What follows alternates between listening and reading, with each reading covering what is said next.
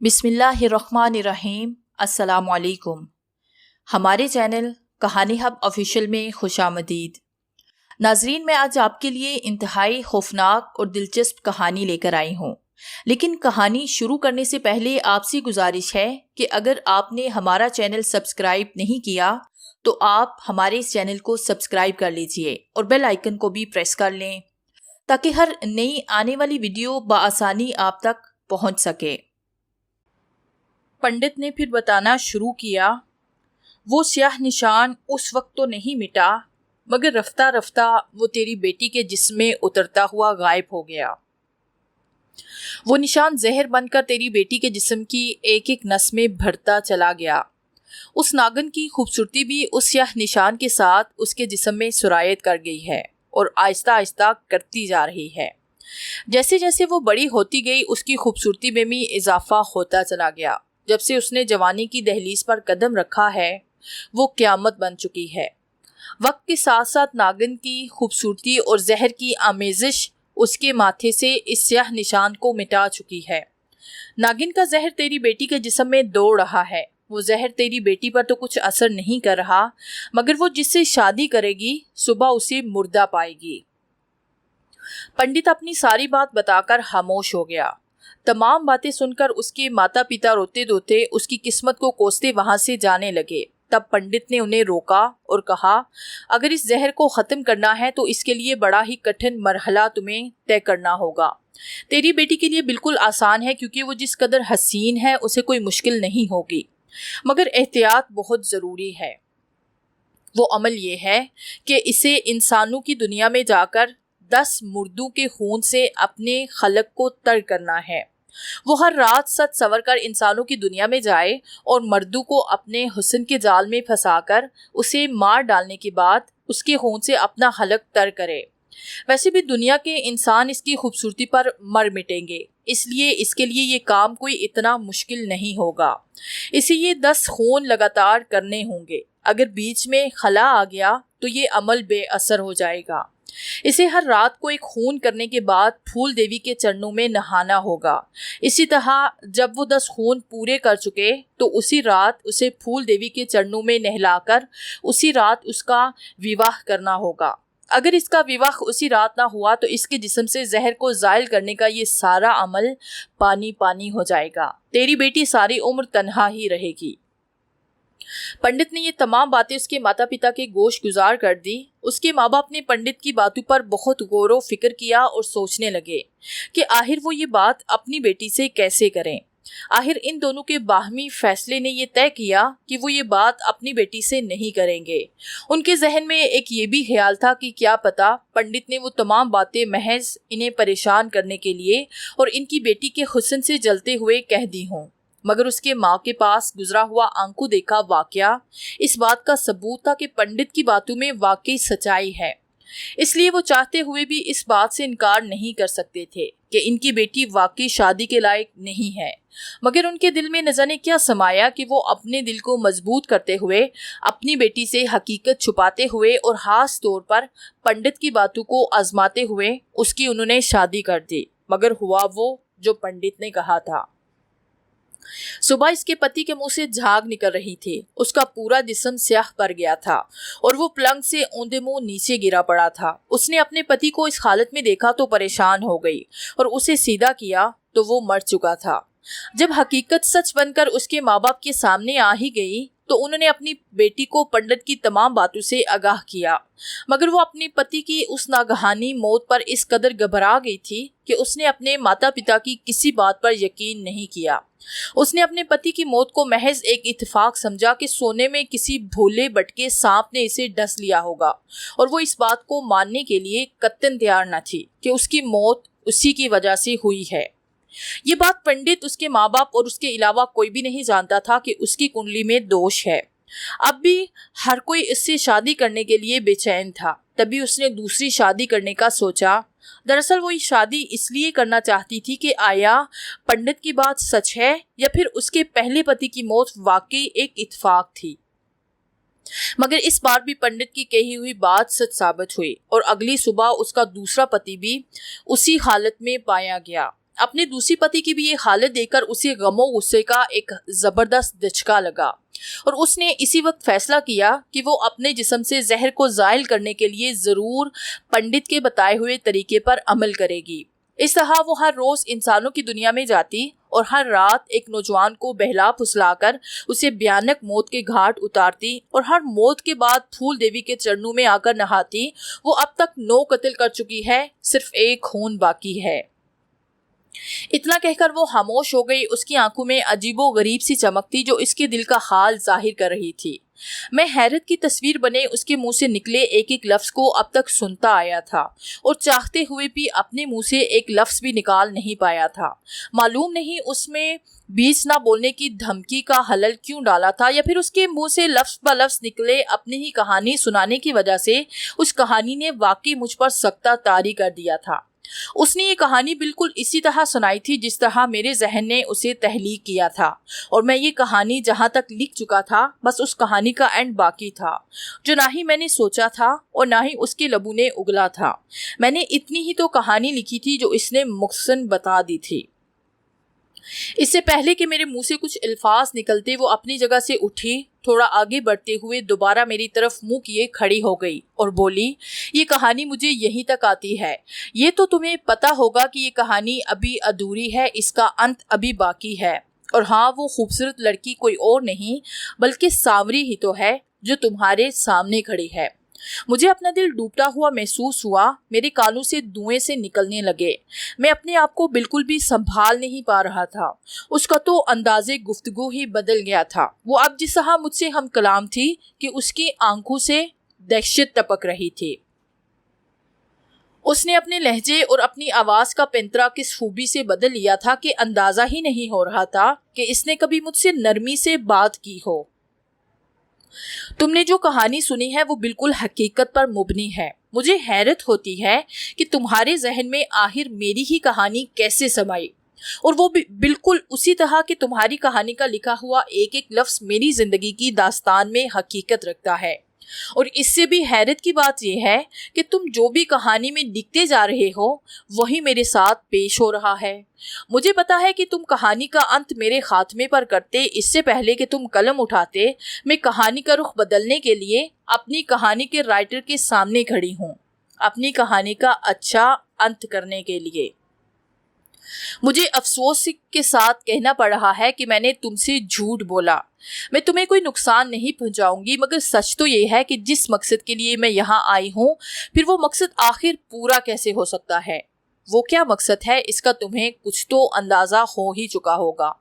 उसने उसी लहजे में मुझसे सवाल किया, मगर इससे पहले कि मैं अपने लबों को जुम्बुश देता वो खुद ही बोल पड़ी। अच्छा ये बताओ कि मैं दुल्हन के रूप में सजी सवरी आखिर तुम्हारे सामने और तुम्हारे पास क्यों आई हूँ? आम लिबास में भी तो आ सकती थी। इस सवाल का भी जवाब तुम्हारे पास नहीं है, क्योंकि तुमने अपनी कहानी में इस बात का जिक्र नहीं किया कि मुझे अपना आखिरी शिकार दुल्हन के रूप में ही करना है। जानना चाहते हो वो आखिरी शिकार आखिर है कौन, जिसके खून से अपने होंठ सुर्ख करने के बाद मैं अपनी जिंदगी हंसी खुशी गुजार सकती हूँ। उसने आगे बढ़ते हुए पुरइसरार लहजे में कहा, वो तुम हो। हाँ राइटर साहिल शेख, तुम ही तो मेरा आखिरी शिकार हो। और गहरी मुस्कुराहट उसके लबों पर नमूदार हो गई। मेरा दिल उछलकर हलक में आ फंसा था और जैसे मैं सांस लेना ही भूल गया था। मैं पहली दफा अपनी मौत को इस कदर करीब देख रहा था, वो भी इस कदर भयानक मौत कि इस पल तसव्वुर करके मेरा दिल दहल गया था। हैरत हो रही थी कि किस तरह उसने मुझे अपनी बातों में फंसाकर किस खूबी से असल बात अपने लबों तक लाई थी। पहले उसने गायबाना हालत में अपनी पायल की धुन पर मेरे इर्द गिर्द मंडलाते हुए मुझे खौफजदा करने की कोशिश की, मगर उस पल मैंने अपने खौफ पर कंट्रोल पाया। फिर उसने अपने खूबसूरत चेहरे और वजूद को जाहिर करके मुझे अपने बातों के जाल में फंसाकर कहानी सुनाई। उसके बाद भी बातों को गोल करते हुए आखिर उसने कह ही दिया कि मैं उसका आखिरी शिकार हूँ। मेरी मौत मेरे सामने खड़ी थी और मौत से भागने के लिए आखिरी कोशिश तो हर कोई करता है, चाहे उसकी हालत जैसी भी हो। मैं अपने आप को खौफ से निकालते हुए और संभालते हुए उठा, मगर ये क्या, میرے پاؤں جیسے کئی من وزنی ہو چکے تھے. میں اپنی جگہ سے اٹھ تو چکا تھا مگر میں چل نہیں پا رہا تھا. میں نے اپنے پاؤں کو حرکت دینے کی بہت کوشش کی مگر 1 انچ بھی آگے بڑھ نہ سکا. اسی کوشش میں لڑکھڑاتا ہوا دوبارہ صوفے پر گر پڑا. میں بے بسی اور لاچاری سے اسے دیکھتا جا رہا تھا. اس کے بھیانک اور دیواروں میں شگاف ڈالتے کہکہے میرے دل کو چیرتے جا رہے تھے. دہشت ناک کہکہے لگاتے لگاتے اچانک وہ خاموش ہو گئی اور اس کی آنکھوں میں عجیب سی چمک آ گئی. اپنے چہرے پر خونی تاثرات اور آنکھوں میں وحشی چمک لیے اب وہ میری طرف خرامہ بڑھنے لگی تھی. وہ میرے بالکل قریب آ کر رک گئی. میں نے اپنے ہاتھوں سے مزاحمت کرنی چاہی مگر بھیانک ساوری نے نہ جانے مجھ پر کیسا جادو کر دیا تھا کہ میرا پورا جسم مفلوج ہو چکا تھا. میں اپنے ہاتھوں کو پیروں کو حرکت نہیں دے پا رہا تھا. میرا پورا جسم سن ہو چکا تھا. اس نے مجھ پر ایک خونی نگاہ ڈالتے ہوئے اپنا داہنا ہاتھ آگے بڑھایا.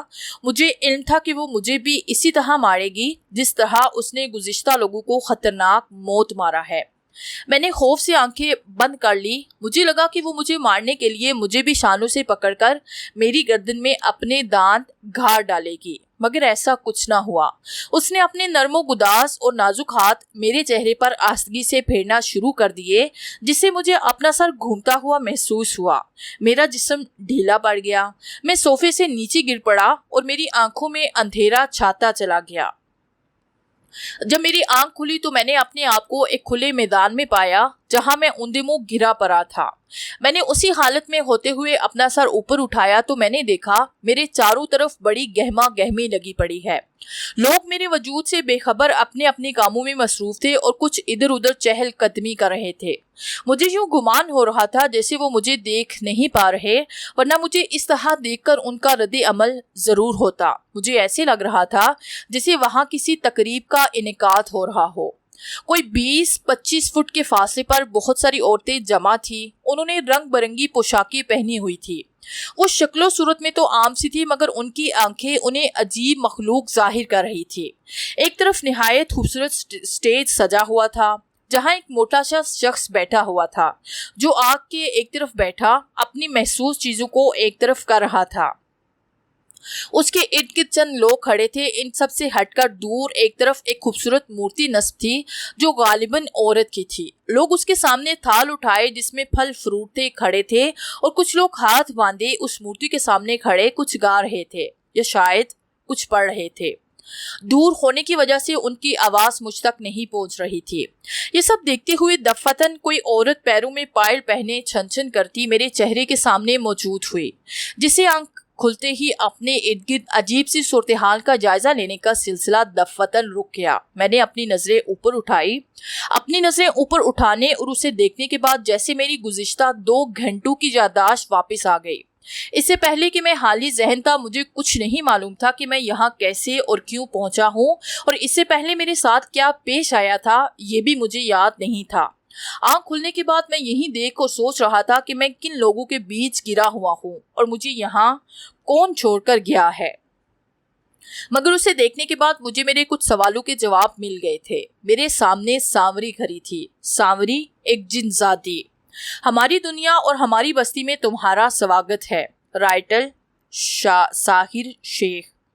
وہ چہرے پر طنزیہ اور مکارانہ مسکراہٹ لیے مجھ سے ہم کلام تھی. میں اسے دیکھ کر جلدی سے اٹھ بیٹھا اور یہ محسوس کر کے مجھے بڑی خوشی ہوئی کہ اب میں اپنے ہاتھ پاؤں کو حرکت دے سکتا تھا. مگر یہ خوشی اسی لمحے کافور ہو گئی کیونکہ میری موت میرے بالکل سامنے تھی اور مجھے اپنی بستی میں لا کر کچھ زیادہ ہی نڈر بھی ہو چکی تھی. لیکن میں بھی چوکنے ہو کر بیٹھ گیا اور بھاگنے کی کوشش نہیں کی کیونکہ میں اسی وقت بھاگنے کی کرتا تو وہ آسانی سے مجھے پکڑ سکتی تھی. میں کن اکھیوں سے بھاگنے کے راستے تلاش کرنے لگا. دیکھ رہے ہو میری شادی کی تیاریاں کس زور و شور سے چل رہی ہیں. وہ دیکھو بستی کی ساری عورتیں کس طرح میری شادی میں شریک ہونے کے لیے اور مجھے ایک نظر دیکھنے کے لیے بےتاب ہیں. اور وہ منڈپ جو صرف میرے لیے سجایا گیا ہے وہیں میں کچھ دیر بعد بٹھائی جاؤں گی اور لوگ میری خوبصورتی کو ایک نظر دیکھنے کے لیے گرتے پڑتے آئیں گے. اور ہاں وہ مورتی دیکھ رہے ہو وہ پھول دیوی کی مورتی ہے۔ آج رات اسی کے چرنوں میں مجھے نہلایا جائے گا۔ اس کے بعد میری زندگی سے اس درد کی گٹا ہمیشہ ہمیشہ کے لیے ہٹ جائے گی۔ میری کنڈلی سے دوش ہٹ جائے گا۔ میں اپنی زندگی کو ہنسی خوشی گزار سکوں گی۔ دور ہو جائے گی میری تنہائی۔ مگر یہ سب تب ہوگا جب میرے حلق میں تمہارا خون اترے گا۔ اس سے پہلے کہ وہ اچانک مجھ پر حملہ کر دیتی، میں ایک پل بھی ضائع کیے بغیر وہاں سے بھاگنے کی کوشش میں اٹھنے لگا، مگر سانوری نے اسی لمحے اپنا بایاں پاؤں میرے ہاتھ پر رکھ دیا۔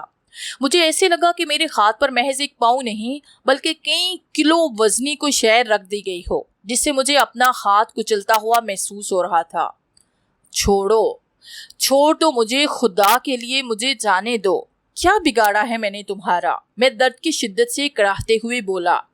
کیا کہا تم نے؟ تمہیں چھوڑ دوں؟ تمہیں جانے دوں؟ اس نے کہکہا لگاتے ہوئے گویا میرا مذاق اڑایا۔ تمہیں نہیں چھوڑنا۔ تم نے میرے ہاتھوں 9 لوگوں کو تو بھیانک موت مروایا، اب خود بھی تو اس موت کا مزہ چکھو۔ تم نے اپنی کہانی میں تو ان لوگوں کو میرے ہاتھوں مرواتے ہوئے بھیانک منظر کھینچا، مگر اب حقیقت میں بھی تو دیکھو میں اپنا روپ بدلتے ہوئے کیسے لگتی ہوں، اور محسوس کرو گے کہ دانت گاڑتے ہوئے خون کا ایک ایک قطرہ نچوڑنے کی تکلیف کیسی ہوتی ہے۔ میں نے اب تک جتنے بھی شکار کیے ہیں، جتنے بھی لوگوں کا خون چکھا ہے، تمہارا خون پینے میں مجھے زیادہ مزہ آئے گا، کیونکہ تم میرے آخری شکار ہو۔ آخری شکار یعنی کہ میری منزل کی کامیابی۔ میری کنڈلی سے دوش ختم ہو جائے گا۔ آخری شکار، آخری، صرف آخری۔ پھر ہوگا اس کہانی کا انت صرف تمہارا خون پینے کے بعد۔ وہ مجھے یعنی آخری شکار پھنسانے کے بعد اس قدر خوشی سے سرشار تھی کہ اس کے بھیانک کہکہے 7ویں آسمان کو چھو رہے تھے اور میرے کانوں کے پردے کو پھاڑے جا رہے تھے، مگر اس کے دہشت ناک کہکہوں سے بے خبر میرے ارد گرد لوگ اسی تیزی سے اپنے کاموں اور اپنی باتوں میں انہماک نظر آ رہے تھے، اور ادھر میری حالت بری ہوتی جا رہی تھی۔ وہ جس قدر حسین تھی، اب اس کے چہرے سے بھیانک پن اور کراہیت صاف جھلک رہا تھا۔ حالانکہ اس نے اب تک وہ روپ نہیں دھارا تھا جو شکار کے وقت اس پر حاوی ہو جاتا تھا۔ وہ مسلسل بھیانک، دہشت ناک اور دل دہلا دینے والے کہکہے لگاتی جا رہی تھی۔ اس کے بھیانک کہکہوں کی شدت نے اس کا سر آسمان کی طرف کر دیا تھا۔ تب مجھے اپنے ہاتھ پر اس کی رکھی ہوئی ٹانگ کی گرفت ذرا ڈھیلی محسوس ہوئی۔ میں نے موقع کا فائدہ اٹھاتے ہوئے جلدی سے اپنا ہاتھ کھینچا۔ میں نے دیکھا وہ مسلسل کہکہے لگاتی اپنا سر اوپر کیے جیسے کامیابی کا جشن منا رہی ہو۔ اپنے آپ کو موت کے بھنور سے نکالنے کا یہ میرے پاس بہترین اور گولڈن چانس تھا۔ میری ٹانگوں میں جتنی طاقت تھی، شاید اس سے بھی زیادہ رفتار سے میں نے وہاں سے دوڑ لگا تھی۔ میں دوڑتے دوڑتے بہت دور نکل چکا تھا۔ میں دوڑتے ہوئے بار بار پیچھے مڑ کر دیکھتا، مگر وہاں دور اندھیرے کے سوا کچھ نہ ہوتا۔ مجھے کچھ پتا نہیں چل رہا تھا کہ میں دنیا کے کس کونے میں ہوں۔ میں مسلسل بھاگتے بھاگتے ہانپ رہا تھا۔ میرے دل کی دھڑکنیں بے ترتیب ہو کر صاف میرے کانوں سے ٹکرا رہی تھی۔ مجھے لگا کہ اب میں سانوری سے بہت دور نکل چکا ہوں، تو میں ایک جگہ رک گیا اور سانسوں کو بحال کرنے لگا۔ چاند کی ہلکی روشنی اور ہر طرف چھایا ہوا گہرا سکوت ہولناک تاثر قائم کر رہا تھا۔ میں اس میدان سے نکل چکا تھا اور اب آگے گھنا جنگل شروع ہو چکا تھا۔ مجھے گمان تھا کہ اب بھی سانوری مجھے تلاش کرتے کرتے یہاں پہنچ سکتی تھی، اس لیے اپنے آپ کو روپش کرنے کے لیے جنگل سے اچھی جگہ میرے لیے کوئی نہیں ہو سکتی تھی۔ میں جلدی جلدی آگے بڑھتا جا رہا تھا۔ جنگل بہت گھنا اور تاریک تھا۔ میں کسی ایسے درخت کی تلاش میں تھا جس پر رات گزار کر صبح کو میں گھر کی راکھ لوں۔ جلد ہی مجھے ایک اونچا درخت مل گیا۔ میں وقت ضائع کیے بغیر تیزی سے اس پر چڑھنے لگا۔ میں درخت کی سب سے اونچی اور موٹی شاخ پر بیٹھ گیا۔ مسلسل بھاگتے دوڑتے اب مجھے سکون کا سانس نصیب ہوا۔ میں اپنے آپ کو اب بالکل باحفاظت سمجھ رہا تھا، اس لیے میں خدا کا شکر ادا کرتے ہوئے اور آنکھیں بند کرتے ہوئے درخت سے اپنی پشت لگا دی۔ شاید خطرہ ابھی ٹلا نہیں تھا، ابھی تو حالات سے لڑنے کے لیے اور مشکلات کا سامنا کرنے کے لیے بہت کچھ باقی تھا۔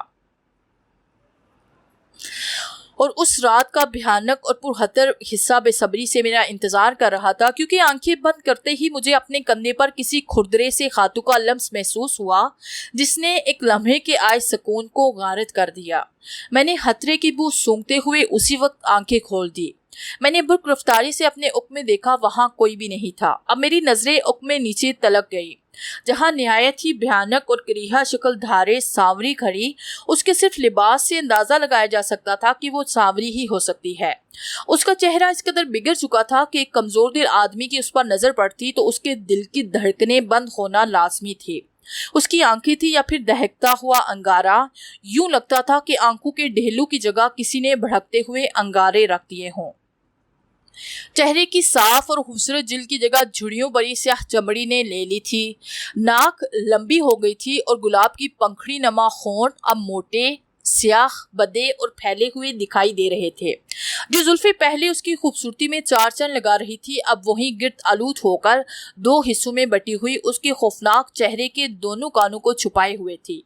اس کے بالوں میں جگہ جگہ چاندنی جھلک رہی تھی جو اسے عمر رسیدہ ظاہر کر رہی تھی۔ غرض اب وہ دل کو لباتی حسین و جمیل سانوری نہیں بلکہ 100 سالہ بڑھیا جن زادی لگ رہی تھی۔ حیرت انگیز طور پر میری کہانی کے مطابق اس کے بھیانک، دہشت ناک اور دل کو ہلا دینے والے چہرے کا اس کے جسم پر کوئی اثر نہیں ہوا تھا۔ اپنے اسی سرخ لباس میں ملبوس اور اسی طرح لیا ہوا دوپٹہ چہرے کو ہٹا کر اسے سانوری ہی ظاہر کر رہا تھا۔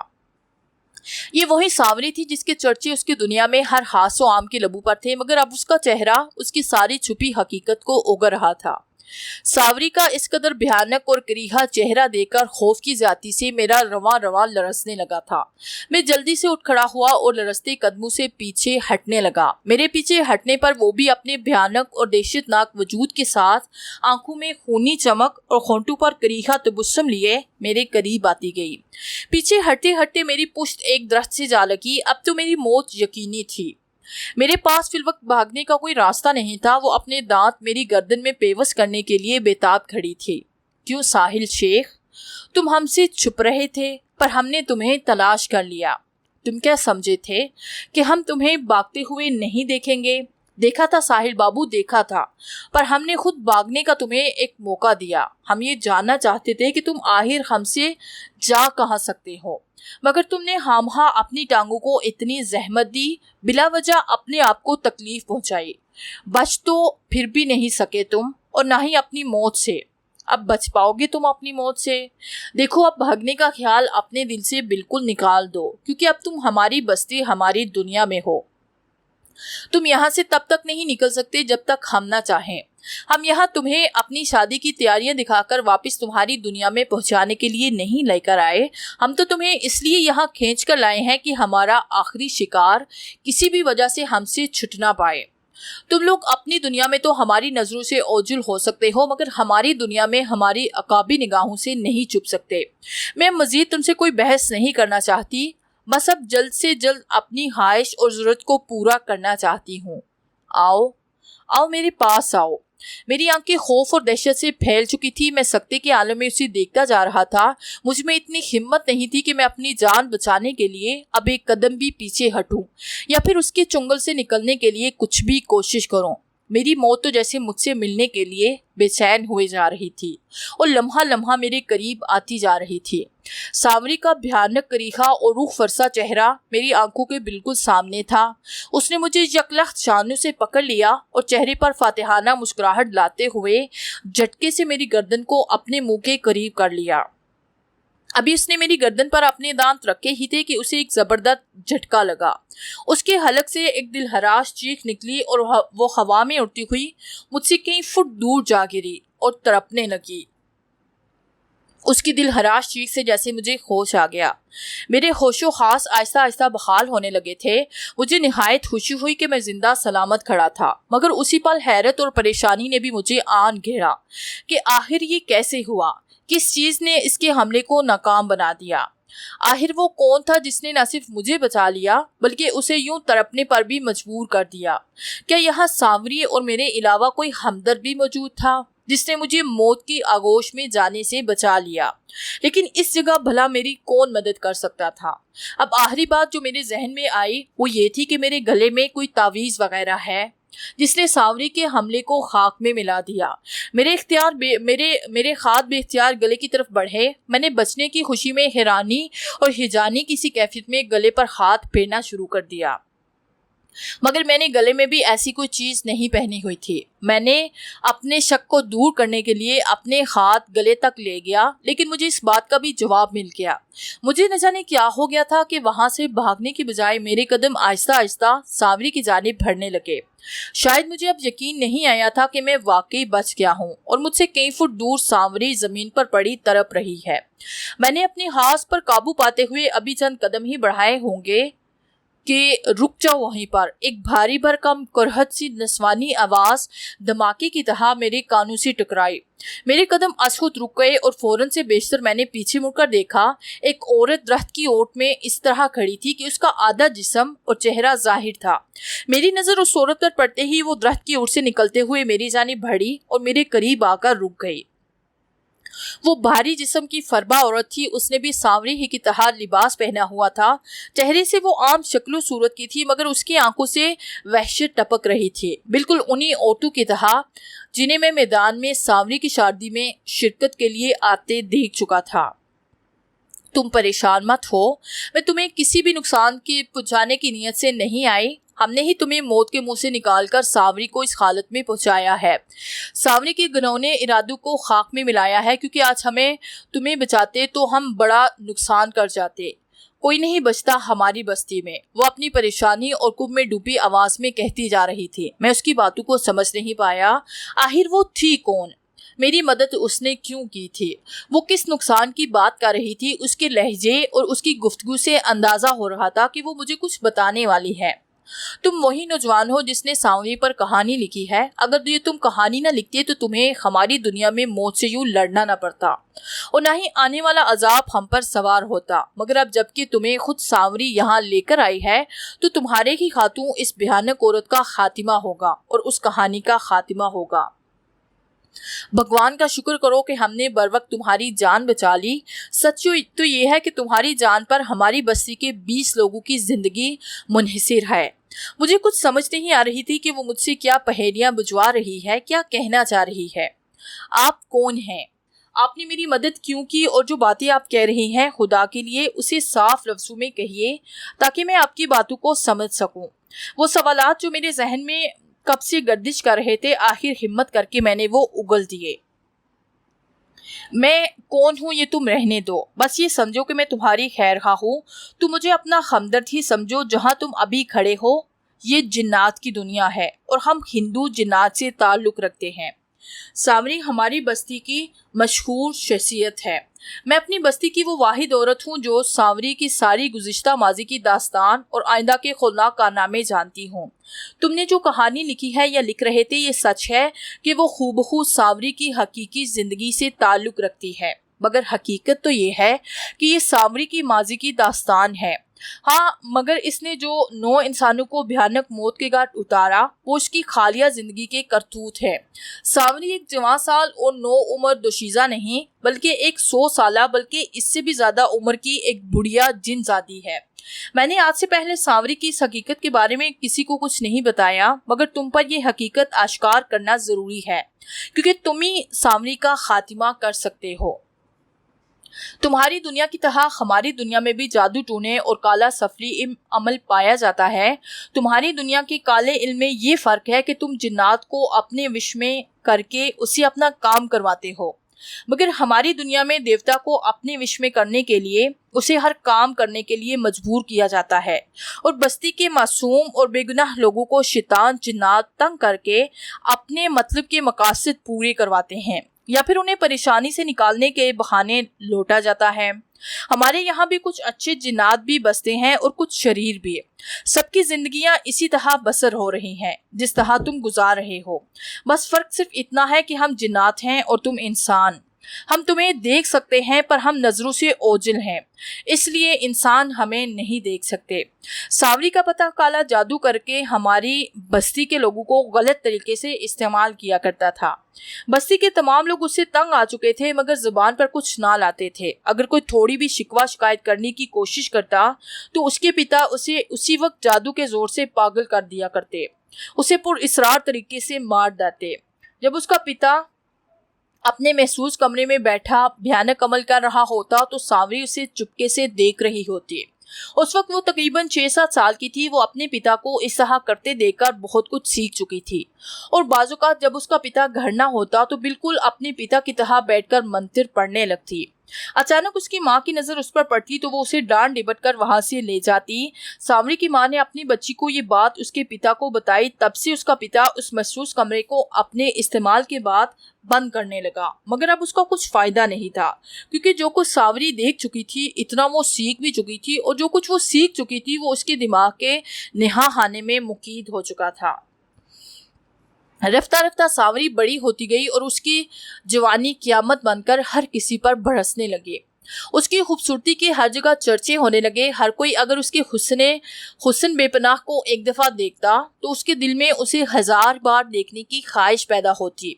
सांवरी की ऐसी खूबसूरती की असल वजह तो तुम्हें मालूम होगी, इसलिए मैं इस बात को नहीं दोहराऊंगी।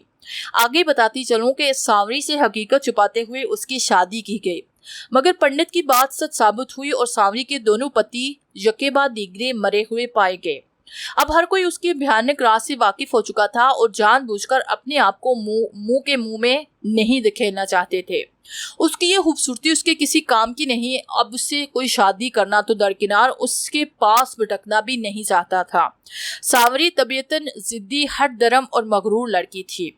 उसने अपनी इतनी तजलील बर्दाश्त नहीं की। एक दिन उसने शदीद गुस्से की हालत में अपने माता पिता को मार डाला और अपने पिता के कमरे को खोलकर अपने आप को उसी कमरे में हमेशा के लिए महसूर कर लिया। उसके बाद वो तवील सालों तक उस कमरे के अंदर अपने पिता को देखते हुए जो अमल उसने बचपन में सीखा था अब वो दोहराने लगी। जब वो अपनी तमाम तर अमल में मजबूत हो गई तब उसका गुस्सा कुछ ठंडा हुआ। एक दिन उसने अपने आप को शीशे में देखा। उसकी उम्र ढल चुकी थी। शीशे में एक 90 साल की बुढ़िया नजर आई जिसकी सारी खूबसूरती मादूम हो चुकी थी। जिस्म भी अजीब सूरत हाल धार चुका था। उसने उसी वक्त अपने अमल को काम में लाते हुए अपने आप को फिर से हसीनो जवान बना दिया, मगर उसकी कुंडली में दोष अब भी था। उसने अपनी डलती उम्र को अपने काबू में करके दोबारा अपने आप को हसीनो जवान सांवरी तो बना दिया, मगर उसके जादू का जोर रात के 3 बजे के बाद से सुबह 9 बजे तक असर नहीं करता। आखिर एक दिन उसने एक जबरदस्त फैसला किया। वैसे तो उसे 2 अहम काम करने थे। पहला तो ये था कि उसे अपनी कुंडली से दोष को खत्म करने के लिए इंसानों की दुनिया में जाकर 10 लोगों को मारने का फैसला किया और उसके बाद अपने आप को सदा यूं ही हसीनो जवान रखने के लिए अपनी ही बस्ती के 20 लोगों को मौत के घाट उतारना था। मगर फिलहाल उसने अपने जिस्म से जहर को जायल करने के लिए इंसानों की दुनिया में जाने का सोचा। उसने बस्ती के लोगों को एतमाद में लिया था। उनके सामने अपने आप को निहायत मजलूम जाहिर करती।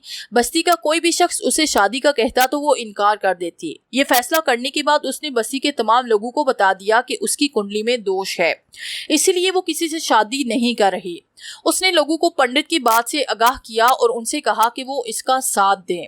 बस्ती वालों ने उसकी नौजवानी को देखकर उसका साथ देने की हामी भर ली। इस तरह सांवरी हर रोज सच संवरकर इंसानों की दुनिया में जाती और वहां एक इंसान का खून पीने के बाद रात 3 बजे से पहले आती और बस्ती की कुछ औरतें उसे फूल देवी के चरणों में नहलाती। इस तरह वो आहिस्ता आहिस्ता अपने पहले मकसद में कामयाब होती गई। उसकी कुंडली से दोष तो हटता चला गया और उसे रोजाना अपने आप को हसीनो जवान करने के लिए अपने महसूस कमरे में खास किस्म का एक मंत्र पढ़ने बैठ जाती। उस मंत्र की बदौलत रात के 3 बजे के बाद उसकी असलियत जाहिर ना होती और इस तरह वो मंत्र वाकई उसकी उम्र को 50 साल पीछे ले जा रहा था। वो एक एक करके 9 लोगों को आसानी से मौत के घाट उतारती चली गई। मगर यहाँ खैरत की बात यह है कि जिस तरह तुम अपनी कहानी में लिखते चले गए, सांवरी के कदम भी उसी की जानिब अशखुद बढ़ते गए। मगर इससे पहले कि तुम अपनी कहानी में सांवरी के 10वें कत्ल को नाकाम बनाते हुए उसका खात्मा करते, तो चालाक सांवरी तुम्हें ही अपना आखिरी शिकार बनाने के लिए तुम्हारे पास पहुंच गई और इससे भी ज्यादा होशियारी ये दिखाई कि वो तुम्हें अपनी दुनिया में ले आई ताकि किसी भी भूल चूक की वजह से तुम उसके हाथ से निकल ना जाओ। अब तुम हमारी दुनिया में आ चुके हो। अब तुम यहाँ से तब तक नहीं जा सकते जब तक सांवरी खुद ना चाहे या फिर उसकी मौत ना हो जाए। बस्ती के तमाम लोग उसकी शादी में बढ़ चढ़ कर हिस्सा ले रहे हैं और उसकी भरपूर मदद कर रहे हैं।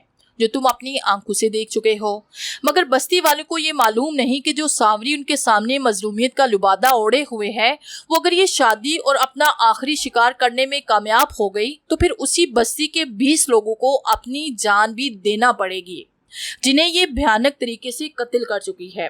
اگر یہ تمہیں مارنے میں کامیاب ہو گئی تو یہ سدا یوں ہی حسین و جوان رہنے کے لیے اور اپنی عمر کی درازی کے لیے ہماری بستی کے لوگوں کے ساتھ یہ بھیانک کھیل شروع کر دے گی اور اپنے مقصد کے حصول کے لیے انہی لوگوں کو ہر رات پے در پے قتل کرتی جائے گی۔ تب اس کا کوئی خاتمہ نہیں کر سکے گا۔ اس سے پہلے کہ یہ تمہیں کوئی نقصان پہنچائے، تم اس کا خاتمہ کر دو تاکہ یہ اپنا گھناؤنا کام مزید جاری نہ رکھ سکے۔ میں نے اپنی تمام تر طاقتیں استعمال کرتے ہوئے سانوری کے حملے کو روکا ہے، مگر جب میری شکتیوں کا اثر ختم ہو جائے گا تو یہ دوبارہ اٹھ بیٹھے گی، اور اگر تم نے اسے مارنے کا طریقہ نہیں سوچا تو یہ تمہیں مارے ہی مارے گی، اور اس کے بعد میں اس کا شکار بنوں گی، اور پھر اس کے بعد بستی کی جانب اس کے قدم بڑھیں گے۔ میں تمہیں یہ بتا دوں کہ سانوری کی موت ایک محسوس طریقے سے ہونی ہے جو تمہارے علاوہ کوئی نہیں جانتا۔ ایک تم ہی ہو جو اس خاص طریقے سے سانوری کو ختم کر سکتے ہو۔ اس نے یہ آخری جملہ مینیہس لہجے میں کہا۔ اس نے سانوری کی جو ماضی کی داستان سنائی اس نے مجھے ہلا کر رکھ دیا، مگر اس کے ساتھ ساتھ یہ داستان دلچسپ اور حیرت انگیز بھی تھی۔ میں اب تک سب کچھ غور سے سنتا آیا تھا، لیکن اس کے چند آخری جملوں نے میری حیرت اور تعجب کو دوچن کر دیا۔ میں اس کی باتوں کو سمجھ نہیں پایا کہ میں سانوری کو ختم کروں گا، اور وہ بھی بقول اس کے ایک محسوس طریقے سے جو صرف مجھے معلوم تھا، مگر ایسا کوئی بھی طریقہ میرے محسوس طریقے سے میرے ذہن میں نہیں آ رہا تھا۔ آخر وہ کس محسوس طریقے کی بات کر رہی تھی؟ میرے دماغ میں گھومتے سوالات آنکھوں سے جھلکنے لگے۔ میں سوالیہ نظروں سے اسے دیکھ رہا تھا، تب وہ بول پڑی۔ تم یہی سوچ رہے ہو نا کہ تم سانوری کا خاتمہ کیسے کرو گے؟ وہ میری آنکھوں میں جھانکتے ہوئے بولی۔ اس کے لیے تمہیں اپنے ذہن پر زور دینا پڑے گا، کیونکہ سانوری کو مارنے کا وہ محسوس طریقہ تمہارے ذہن کے نہا خانے میں موجود ہے، جو فی الوقت تو تمہیں یاد نہیں۔ اگر تم اسے یاد کرنے کی کوشش کرو گے تو وہ تمہیں ضرور یاد آ جائے گا۔ ایک وہی طریقہ ہے جو کہ سانوری جن زادی کو ختم کرے گا۔ اس کے علاوہ ہم کسی بھی طریقے سے اس جن زادی کا خاتمہ نہیں کر سکتے۔ شاید تم اب بھی میری بات کو نہیں سمجھ سکے ہو، میں تمہیں سمجھاتی ہوں۔ تم جن زادی پر جو کہانی لکھ رہے ہو، ہمیں پتا ہے کہ جو بھی کہانی لکھتے ہو اسے مسلسل لکھتے جاتے ہو، اس کا انت پہلے سے نہیں سوچتے، مگر سانوری وہ واحد کہانی ہے جس کا انت اور جن زادی کو ختم کرنے کا ایک خاکہ کہانی لکھنے کے دوران تمہارے ذہن میں آیا تھا۔ وہی منظر جو اس وقت تمہاری آنکھوں کے سامنے گزرا تھا، اسی کو یاد کرنا ہے۔ اپنے ذہن پر زور ڈالو اور یاد کرو اس وقت تمہارے ذہن میں جن زادی کو مارنے کا وہ کیا طریقہ آیا تھا۔ جلدی کرو ساحل، سوچو، اپنے ذہن پر زور ڈالو۔ اگر سانوری جن زادی اٹھ گئی تو بہت برا ہو جائے گا۔ اس نے مجھ پر ایک اور حیرت انگیز بات کا انکشاف کیا۔ میں واقعی اب تک جتنی کہانیاں لکھ چکا تھا ان میں سے کسی کا اینڈ پہلے سے نہیں سوچا تھا، مگر سانوری جن زادی وہ واحد کہانی تھی کہ میں یہ کہانی لکھنے کے دوران اس کا بھیانک خاتمہ کرنے کا ایک طریقہ اپنے ذہن میں لایا تھا، مگر اس کا باقاعدہ اینڈ میرے ذہن میں بالکل نہیں تھا۔ مگر وہ طریقہ کیا تھا میں بھول چکا تھا۔ میرے ذہن کے کسی گوشے میں وہ منظر نہیں تھا۔ میں نے یاد کرنے کی بھرپور کوشش کی، لیکن میرے ذہن میں کچھ نہ سمایا۔ ساحل، دیر مت کرو، جلدی سوچو۔ سانوری میری تمام شکتیوں کے ضرب سے بس اب آزاد ہونے ہی والی ہوگی۔ اس سے پہلے اگر تمہارے ذہن میں وہ طریقہ نہ آیا تو وہ ہم دونوں کو مار ڈالے گی۔ جلد سے جلد اپنے دماغ میں وہ طریقہ لانے کی کوشش کرو، اس نے پریشانی کے عالم میں التجائیہ لہجے میں کہا۔ مجھے کچھ یاد نہیں آ رہا تھا۔ ذہن پر زور ڈالنے پر میرے سر میں درد بڑھ رہا تھا۔ میں نے آنکھیں بند کر لی، اپنے دماغ کو بالکل خالی اور پرسکون کر لیا۔ میں دل میں اللہ سے دعا مانگنے لگا کہ اچانک میرے ذہن میں وہ سب کچھ آنے لگا جو میں سوچنا چاہتا تھا۔ میں نے پھر بھی آنکھیں بند ہی رکھی اور اس پورے منظر کو اپنے ذہن میں محفوظ اور مقید کر لیا۔ مجھے یاد آ گیا، سب کچھ یاد آ گیا۔ میں نے جھٹ سے آنکھیں کھول دی اور خوشی سے سرشار لہجے میں بولا، سانوری جن زادی کے دائیں ہاتھ کے اوپر جو سیاہ رنگ کا نشان ہے اس پر خنجر سے وار کرنے پر اس کا خاتمہ ہوگا۔ شاباش ساحل، شاباش، تم بہت ہی ذہین ہو۔ مجھے اس بارے میں پتا تھا کہ سانوری کا خاتمہ کس طرح ممکن ہے، مگر میں تمہیں نہیں بتا سکتی تھی، کیونکہ اگر میں تمہیں بتا دیتی تو سانوری کو ختم کرنے کے سارے راستے بند ہو جاتے۔ پھر اگر تم سانوری پر وار کرتے تو تمہارا کوئی وار اس پر ثابت نہ ہوتا۔ اب لو یہ خنجر، ختم کر دو اس بھیانک جنزادی کو۔ اس نے اپنے دائیں ہاتھ کو آگے کرتے ہوئے کہا۔ میں نے آگے بڑھ کر وہ چمکتا ہوا خنجر اپنے ہاتھ میں لے لیا۔ سانوری کے ہاتھ پر جو نشان ہے وہ توکونی شکل کا ابھرا ہوا یہ سیاہ نشان ہے۔ یہ وہی نشان ہے جو بچپن میں اس کے ماتھے پر سب تھا، مگر جوانی میں وہ نشان اس کے دائیں بازو میں آ کر ٹھہر گیا تھا، جو اب مرتے دم تک نہیں ہٹے گا، اور جب تک اس کے نشان میں خنجر سے وار نہ کیا جائے تب تک اس کا خاتمہ ممکن نہیں۔ اب تم جاؤ اور گھوم تو یہ خنجر اس کے جسم میں، مار ڈالو اسے، جاؤ۔ وہ اپنا جملہ ادھورا ہی چھوڑ کر میری نظروں سے اچانک اوجھل ہو گئی۔ میں نے اسے چاروں طرف دیکھا مگر وہ کہیں نظر نہ آئی۔ مجھے پتا تھا کہ یہ جنات کی دنیا ہے، یہاں کوئی بھی شخص جب چاہے میری نظروں سے اوجھل ہو سکتا ہے، مگر میں اپنے منہ کی بات ادھوری چھوڑ کر یوں اچانک غائب ہو جانا مجھے کچھ پریشان کر گیا۔ خیر میں اپنے ہاتھ میں پکڑے خنجر کی گرفت مضبوط کرتے ہوئے سانوری کی طرف بڑھ گیا، مگر یہ کیا، وہ بھی اپنی جگہ سے غائب ہو چکی تھی۔ کہاں گئی سانوری؟ ابھی تو یہی تھی۔ میں نے پریشانی کے عالم میں خود کلامی کی۔ وہ بھی اس عورت کی طرح اچانک غائب ہو گئی تھی۔ مجھے اچھی طرح یاد تھا کہ جب وہ عورت میرے ہاتھ میں خنجر دے رہی تھی تب میں نے ایک نظر پیچھے مڑ کر سانوری کو دیکھا تھا۔ وہ پہلے کی طرح تڑپ رہی تھی۔ میں سانوری کو جنگل میں ڈھونڈنے کے بجائے ایک طرف بیٹھ گیا۔ مجھے یقین تھا کہ سانوری پلٹ کر میرے پاس ضرور آئے گی۔ وہ کسی بھی طرح مجھے نہیں چھوڑ سکتی تھی کیونکہ اس کے تمام تر مقاصد کے حصول کا محور میں ہی تھا۔ وہ کسی بھی پل میرے سامنے موجود ہونے والی تھی۔ میں درخت کے پاس ہی ہوشیار اور چوکنے ہو کر بیٹھ گیا کیونکہ کسی بھی لمحے سانوری آ کر مجھ پر اچانک حملہ کر سکتی تھی۔ میں درخت سے پشت لگائے اپنے ارد گرد کے ماحول کا جائزہ لے رہا تھا۔ جنگل نہایت ہی گھنا تھا اور رات کی تاریکی اس پر مزید وحشت طاری کر رہی تھی۔ چاند کی روشنی اس جگہ اتنی ہی پہنچ رہی تھی کہ اسے آس پاس کے درخت صاف دکھائی دے رہے تھے۔ ابھی میں یہ سب کچھ دیکھ ہی رہا تھا کہ ایک بھاری سی چیز میرے بالکل سامنے دھڑام سے آ کر گری۔ میں ایک دم سے چونک گیا۔ اب جو میری آنکھوں نے دیکھا میرے دل و دماغ کو ہلا کر رکھ دیا۔ میں نے اپنی زندگی میں کبھی بھی ایسا رخ فرزا منظر نہیں دیکھا تھا۔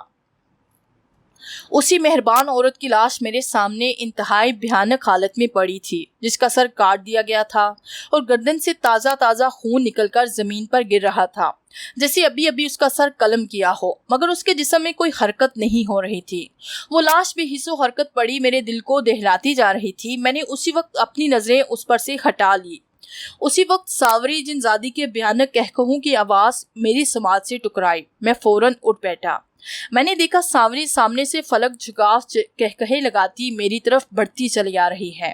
میں نے دیکھا اس نے بائیں ہاتھ میں کچھ چیز پکڑی ہوئی ہے اور اس چیز کو ہلاتی اور گول مول گھماتی ہوئی اپنی کامیابی کے جشن سے سرشار میری طرف چلی آ رہی ہے۔ اب وقت آ گیا تھا کہ میں اپنی تمام تر خوف کو دور بھگاتے ہوئے اور اپنی ہمت کو جمع کرتے ہوئے سانوری کا خاتمہ کر دوں۔ اس لیے میں اپنے دل و دماغ پر قابو پاتے ہوئے اس لاش کو پھلانگ کر تھوڑا آگے بڑھا اور اپنا خنجر والا ہاتھ پیچھے کر لیا تاکہ سانوری کی اس پر نظر نہ پڑ جائے۔ وہ بھیانک کہکہے لگاتی میرے قریب سے قریب تر آتی جا رہی تھی۔ جب وہ قریب آئی تو میں نے دیکھا اس کے ہاتھ میں اسی عورت کا سر تھا جسے اس نے بالوں سے پکڑا ہوا تھا اور اس کے سر سے خون ٹپک ٹپک کر زمین کو سرخ کرتا جا رہا تھا۔ میں نے اپنے دل کی دھڑکنوں پر قابو پایا اور اسی جگہ کھڑا رہا۔ سانوری مجھ سے 4 فٹ کے فاصلے پر آ کر رک گئی۔ نہیں جانتی تھی یہ عورت میری طاقت کو۔ تم دیکھو میں نے اس کا کیا حال کر دیا، اس نے تکبرانہ لہجے میں کہا اور اس سر کو گول گھمایا اور اپنے ہاتھ سے آزاد کر دیا۔ تب وہ ہوا میں اڑتا ہوا ایک درخت سے ٹکرایا اور اس کے سر کے بال درخت کی شاخ سے الجھتے ہوئے اور سر لٹکتا رہ گیا۔ جو مجھ سے مقابلہ کرے گا اس کا یہی حال ہوگا۔ اب تم بھی چپ چاپ اپنے آپ کو میرے حوالے کر دو، میری بے قرار کو مزید توڑ نہ دو۔ اگر یہ عورت ہمارے بیچ نہ آتی تو اس وقت تک میری شادی بھی ہو چکی ہوتی۔ اب تو مکمل طور پر میرے قبضے میں ہو۔ اب تو تمہاری مدد کے لیے کوئی بھی نہیں آئے گا، کوئی نہیں بچائے گا تمہیں۔ آ جاؤ، میرے پاس آؤ، آ جاؤ تاکہ تم پھر سے حسین و جوان ہو کر اپنی زندگی کو خوشی خوشی نئے سرے سے جی سکو۔ اس نے اپنی لرزتی آواز میں اپنے چہرے کو مزید خوفناک بناتے ہوئے کہا۔ सावरी आओ, खत्म कर दो मुझे, मैं भी भाग भाग कर थक चुका हूँ। अगर मेरी जान जाने से तुम्हारा भला होता है, तुम्हें खुशियाँ मिलती हैं तो आ जाओ, मुझे भी मार डालो। वैसे भी अब मैं यहाँ से निकल नहीं सकता, लिहाजा मैंने सोच लिया है कि अपने आप को चुपचाप तुम्हारे हवाले कर दूं। मैंने अपने दिल को मजबूत करते हुए ये बातें कह डाली, जिससे उसके चेहरे पर एक मकरूह फातिहाना मुस्कुराहट उभरी और वो खरामा खरामा मेरी तरफ बढ़ने लगी। मैंने अपने हाथ में पकड़े हुए खंजर पर गिरफ्त मजबूत कर ली। मेरा दिल तेजी से धड़क रहा था, न जाने अगले पर क्या होने वाला था। वो मेरे बिल्कुल नजदीक आकर रुक गई और एक फातिहाना फलक जगाव कहकहा लगाया और मुझे शानों से पकड़ लिया। मैंने उसके दाएं हाथ पर वो निशान तलाश किया जो जल्दी मुझे नजर आ गया। वो वाकई में तकोनी शक्ल का स्याह निशान था और साफ तौर पर उभरा हुआ था। सिर्फ आखिरी शिकार, उसके बाद मैं हसीनो जवान हो जाऊंगी, उसने खुशी से चिल्लाते हुए कहा और कहकहे लगाने लगी। मेरी नजरें उस निशान पर ही गड़ी हुई थी। मैंने अपना हाथ पीछे से बाहर निकाला। मेरी धड़कनें बेतरतीब होकर अजीब हो रही थी और मेरे पूरे कपड़े पसीने में भीग चुके थे।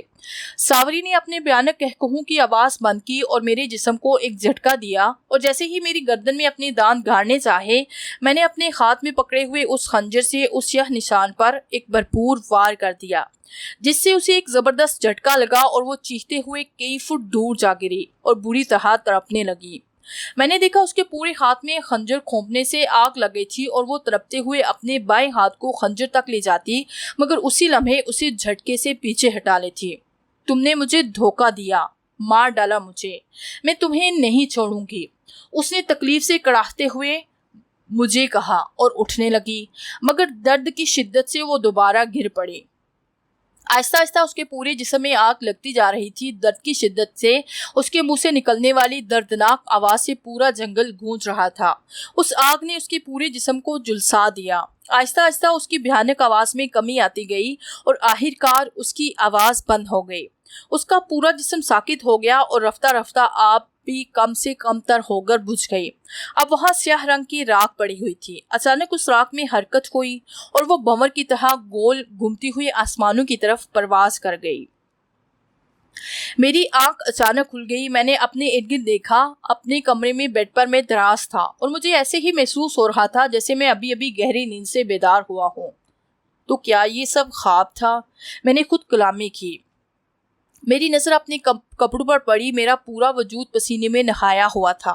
कमरे में तेज हवाएं चल रही थी। मैंने देखा कमरे की खिड़की खुली हुई थी और उसके सामने राइटिंग टेबल पर पड़ी मेरी अधूरी कहानी सावरी जिनजादी के सफ़हात उस खिड़की से आती तेज हवाओं की वजह से पूरे कमरे में फैल चुके थे।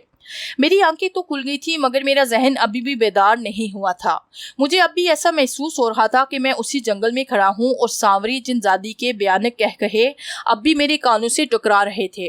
मुझे बिल्कुल महसूस नहीं हो रहा था कि मैंने भयानक ख्वाब देखा है, बल्कि यूं लग रहा था कि वो सब कुछ हकीकत था।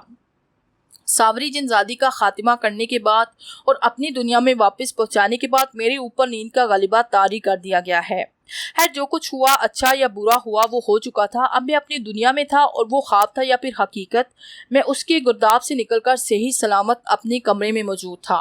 मैंने अपने दिमाग को मौजूदा हालात से वाकिफ कराया, जल्दी से उठा और खिड़की बंद कर दी। फिर पूरे कमरे में फैले सफ़हात समेटने लगा। मैं एक एक करके सारे सफ़े उठा चुका था।